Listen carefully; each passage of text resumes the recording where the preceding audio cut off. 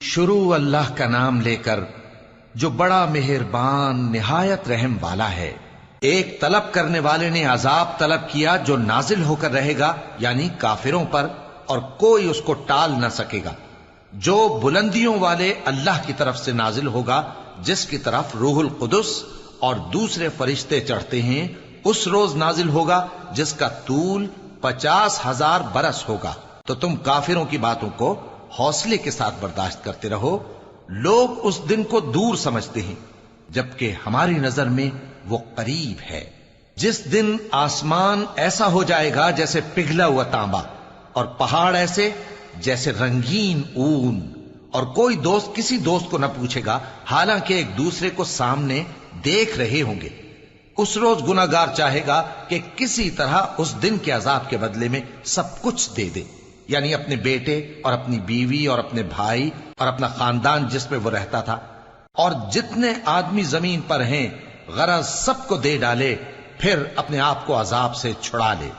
لیکن ایسا ہرگز نہیں ہوگا۔ وہ بھڑکتی ہوئی آگ ہے، کھال ادھیڑ کر کلیجہ نکال لینے والی۔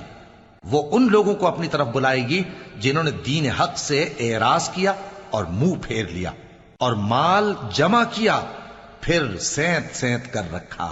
کچھ شک نہیں کہ انسان کم حوصلہ پیدا ہوا ہے۔ جب اسے تکلیف پہنچتی ہے تو گھبرا اٹھتا ہے، اور جب ملتا ہے اس کو مال تو بخیل بن جاتا ہے۔ مگر نماز ادا کرنے والے جو نماز کا التزام رکھتے اور ہمیشہ پڑھتے ہیں، اور جن کے مال میں حصہ مقرر ہے، یعنی مانگنے والے کا اور نہ مانگنے والے کا، اور جو روز جزا کو سچ سمجھتے ہیں، اور جو اپنے پروردگار کے عذاب سے خوف رکھتے ہیں، بے شک ان کے پروردگار کا عذاب ہے ہی ایسا کہ اس سے بے خوف نہ ہوا جائے۔ اور جو اپنی شرمگاہوں کی حفاظت کرتے ہیں مگر اپنی بیویوں یا باندیوں سے کہ ان کے پاس جانے میں انہیں کچھ ملامت نہیں، اور جو لوگ ان کے سوا اور طریقے ڈھونڈیں تو وہ حد سے نکل جانے والے ہیں، اور جو اپنی امانتوں اور اپنے عہد و پیمان کا پاس کرتے ہیں، اور جو اپنی گواہیوں پر قائم رہتے ہیں، اور جو اپنی نماز کی پابندی کرتے ہیں، یہی لوگ جنتوں میں عزت و اکرام سے ہوں گے۔ تو اے نبی، ان کافروں کو کیا ہوا ہے کہ تمہاری طرف دوڑے چلے آتے ہیں، دائیں اور بائیں سے گروہ گروہ ہو کر جمع ہوتے جاتے ہیں؟ کیا ان میں سے ہر شخص یہ امید رکھتا ہے کہ نعمت کے باغ میں داخل کیا جائے گا؟ ہرگز نہیں۔ ہم نے ان کو اس چیز سے پیدا کیا ہے جسے یہ جانتے ہیں۔ پس مشرقوں اور مغربوں کے مالک کی قسم کہ ہم طاقت رکھتے ہیں، یعنی اس بات پر کہ ان سے بہتر لوگ بدل لائیں، اور ہم عاجز نہیں ہیں۔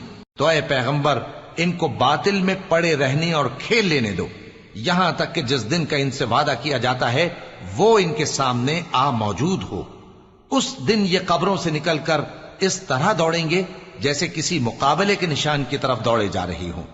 ان کی آنکھیں جھک رہی ہوں گی اور ذلت ان پر چھا رہی ہوگی۔ یہی وہ دن ہے جس کا ان سے